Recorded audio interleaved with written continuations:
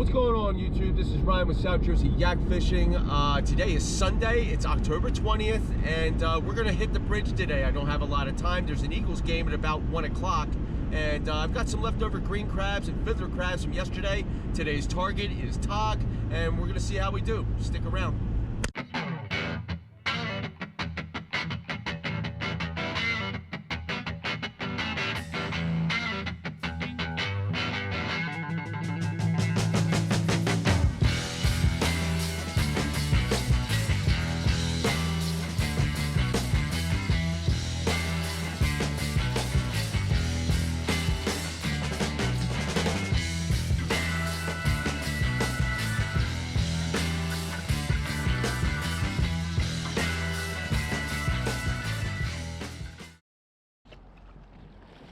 Hey everybody, welcome back to South Jersey Yak Fishing, and thanks for tuning in. We have some exciting video footage today of one of my favorite kind of bites to get into, and if you haven't already figured it out by the title, the target today is going to be Tog, and we are going to be catching them in the middle of the water column.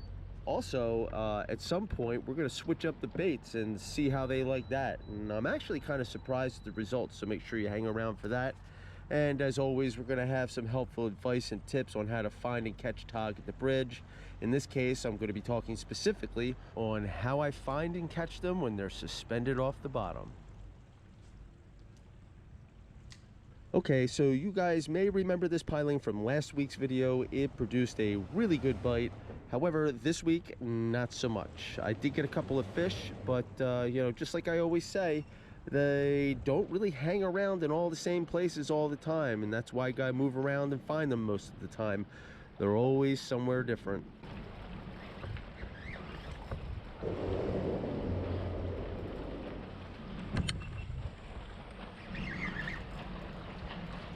First one of the day. Got into something. Oh crap. What did he manage to get into? There we go. He was halfway up in the water column. What the hell's sitting in the water column there? He looks like a keeper. He looks like a keeper. First fish, a keeper?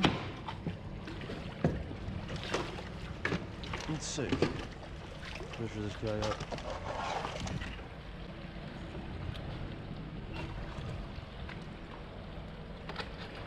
Yeah, he's a keeper.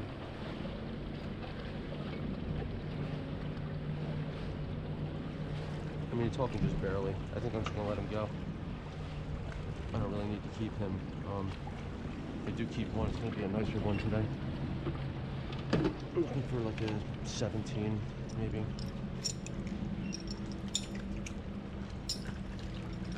15-inch Tog, but like.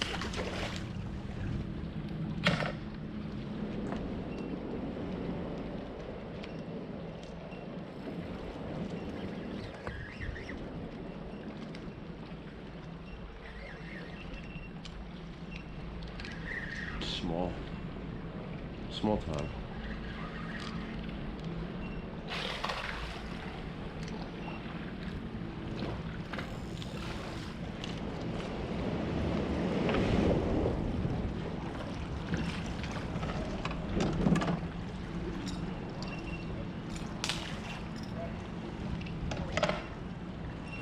Okay, so how do we find Tog in the middle of the water column when they're actively feeding there? Well, we're going to search the entire column. There are a few different methods for doing this. I've tried a lot of them, but I'm going to talk a little bit about the method I'm using here.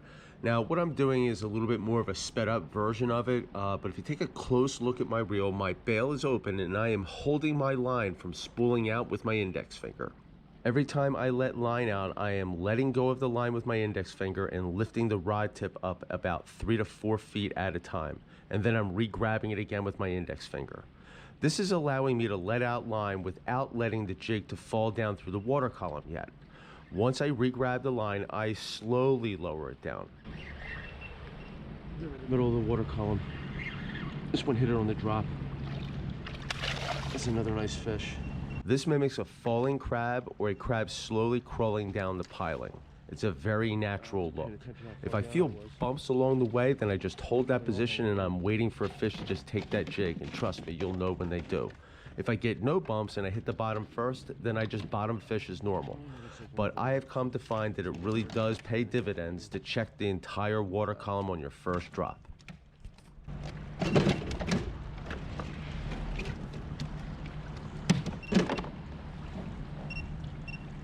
14 and a half.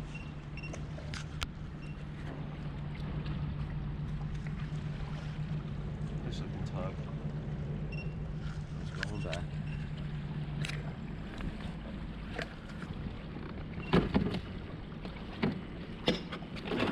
I can grab him. Slippery little guy. Bye-bye.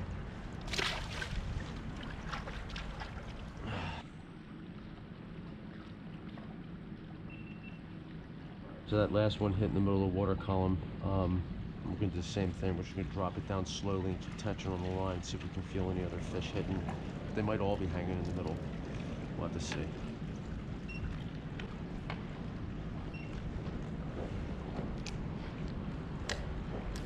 Okay, so you saw me previously using my index finger for this. Additionally, you can just open and close the bail to accomplish the same thing as you see me doing here in this example.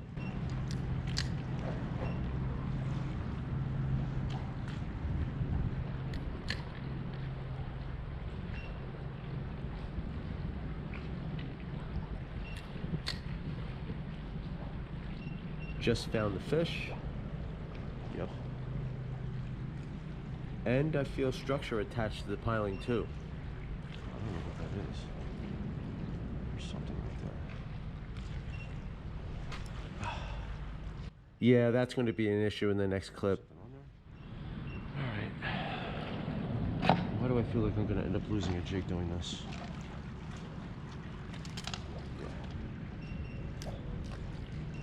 Definitely gonna lose a jig.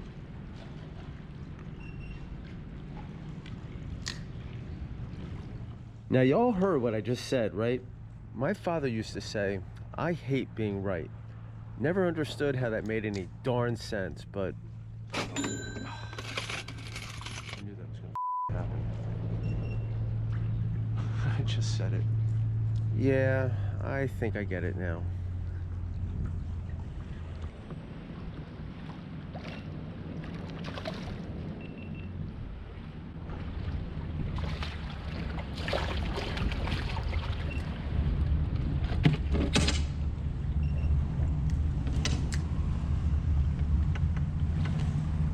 This one's a little smaller. They were definitely hanging in the middle of the water column. There's a structure hanging off the piling that they seem to be associating with.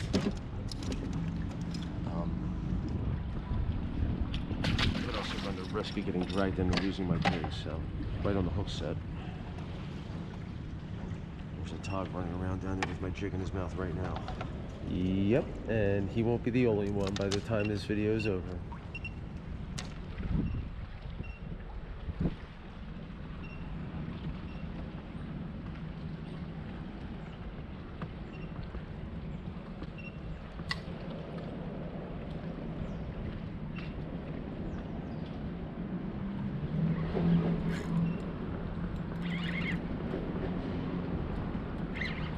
Biggest fish, but it's kind of fun, man. It's different than bottom fishing, that's for sure. Oh, these decent sized fish. What size is he?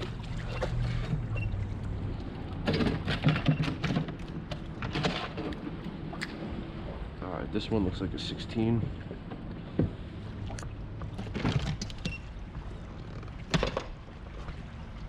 Yeah.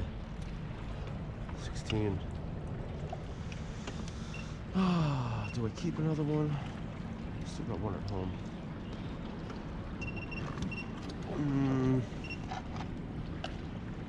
Well, I think I'm gonna let him go. If I get a 17, I'll keep him. Bye-bye.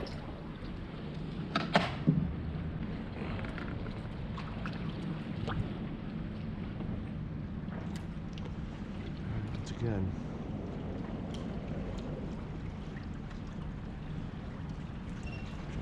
that far. Let's see what happens.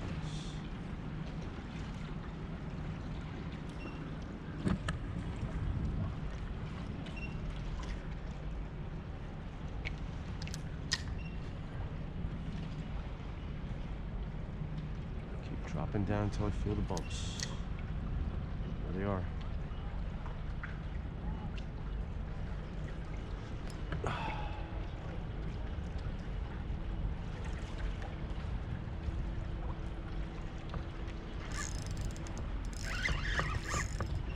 It's a decent sized fish, man.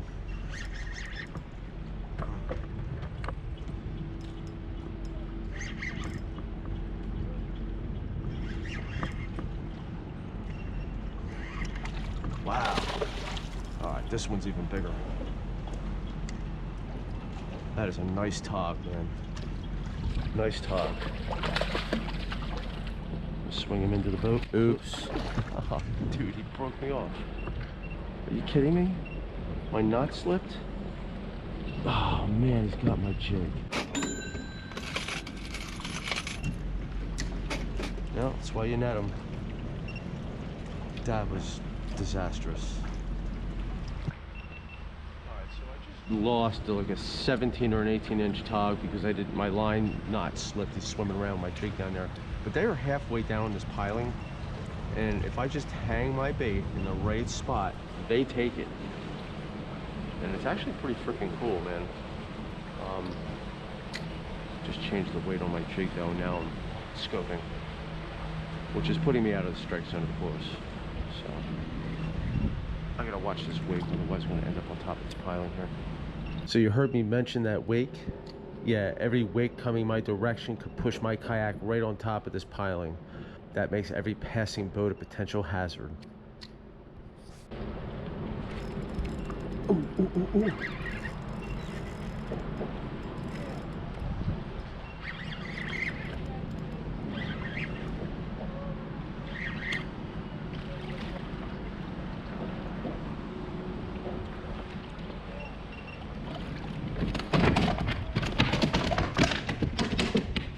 Some big tog here, man. Nice sized tog.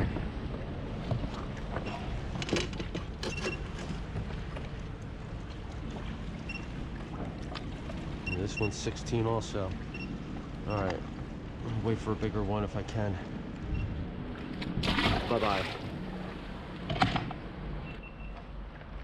All right, so got a good bite going on green crab. I know where they're hiding out now. I'm gonna see if we can get them to take a fiddler. I don't see why they wouldn't. It's got a way different scent, but they're feeding the way they're feeding right now. They should take just about anything I throw in front of their face, so let's see what happens.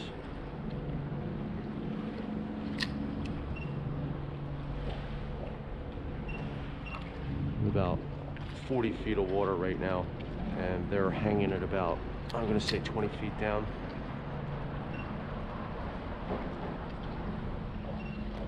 Failure. All right, so let's switch back to green crab. See what happens. I'll be surprised if they hit that green crab right away and they're not taking fiddlers.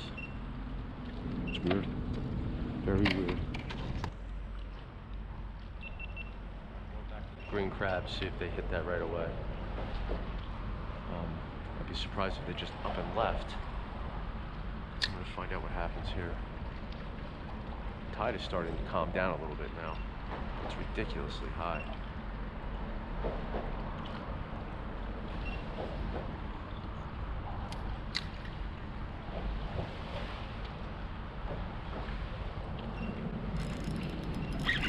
Yeah, they love that green crab, man.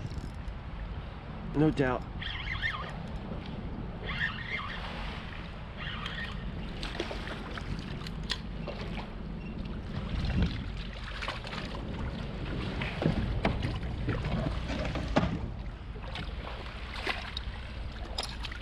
We're just gonna, he's looking like he's about 14.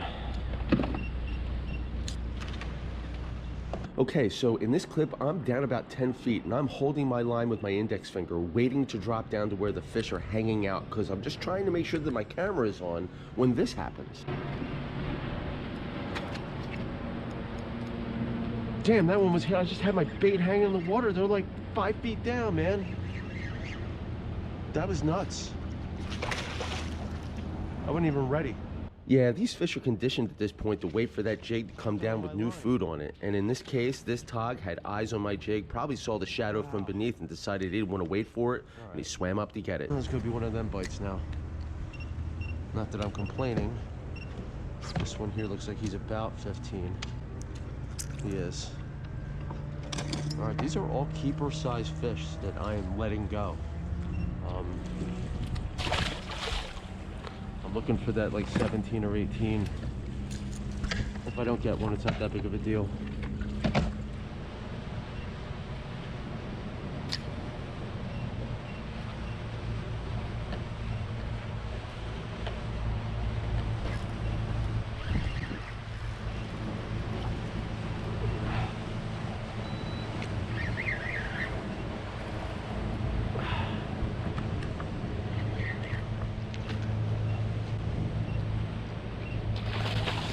Okay, so right now I have a boat wake coming, so I'm just going to break away from the piling for a few seconds while I handle this fish.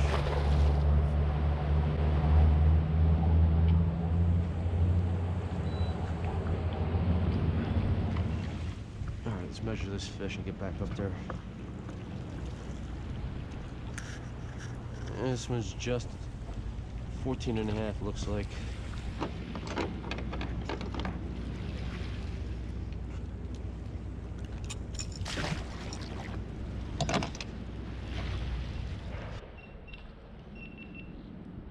So essentially all I'm doing is dropping down little increments at a time because I know they're in the middle of the water column, and I'm just waiting for the hits, and once I feel the hits I just stop dropping and I just wait for one to swim off with it. It's real obvious. When they're aggressive like this, it's really fun. There they are. Slack line. Ah, I don't understand what happened right there. There he is. Oh God, this is incredible, man. And there's some gnarly structure down there. I don't know what it is, but it's hanging off the piling somewhere. And they're all about this size. They're all keeper size. Well, almost. Almost all keeper size. It's a nice sized fish, man. But he's going back too. Not big enough.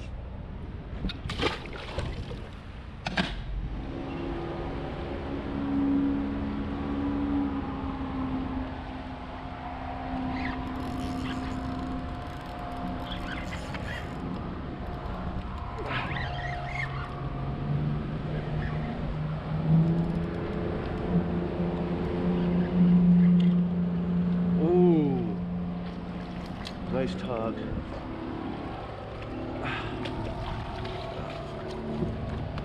Just piling here.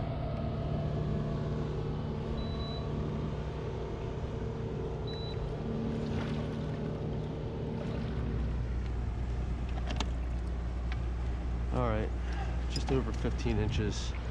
Going back. Bye-bye. Small hole crab going down on the jig. Let's see if that makes any kind of a difference here. Just to see what will take it, if anything.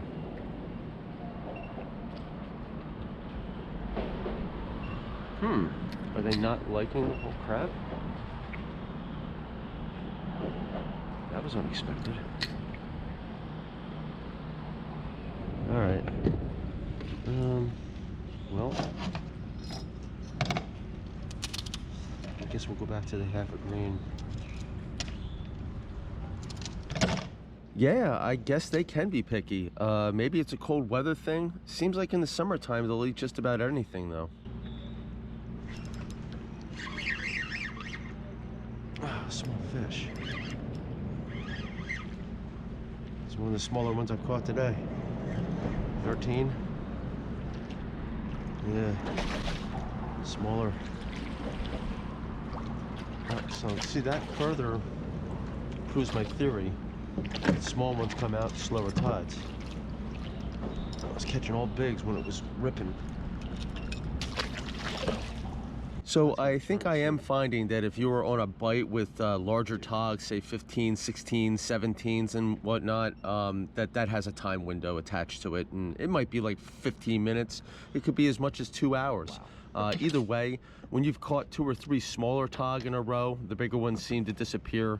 And this is a pattern I think I've noticed has been consistent and has become my indicator that it's just time to go home. So it really pays to drop your bait down slowly, just to check the water column all the time, because you just never know. I mean, this is not the first time I've experienced tog feeding in the middle of the water column, and it's always an aggressive bite when they're doing it. It ends up being really fun because it's just different than the norm. And togging's fun anyway, but this is a blast.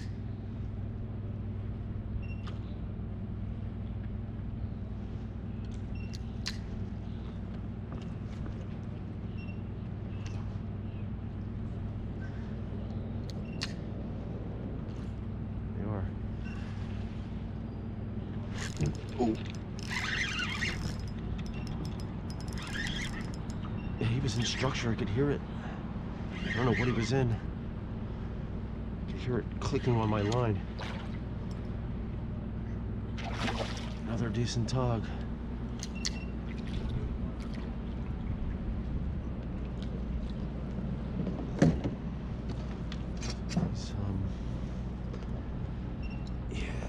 Probably 14 and a half, female.